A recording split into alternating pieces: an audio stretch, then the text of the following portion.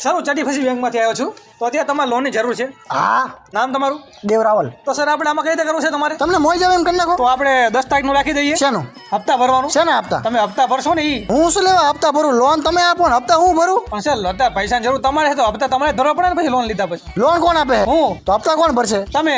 એમ તો કહું તમે હપ્તા ભરશો. તમે નહીં તમે હપ્તા ભરશો ને અમે લોન આપી તમે હપ્તા ભરશો એવી રીતે આપી દઈશ. હાલો દઈ દો લોન યાર. આજ નહીં રહેવો તો yesterday આપજો લોન.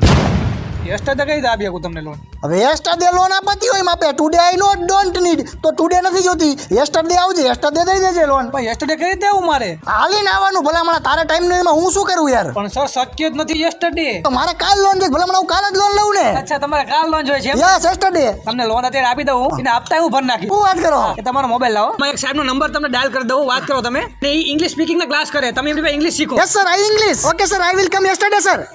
સર કેમ આમ ગાળો ભાણે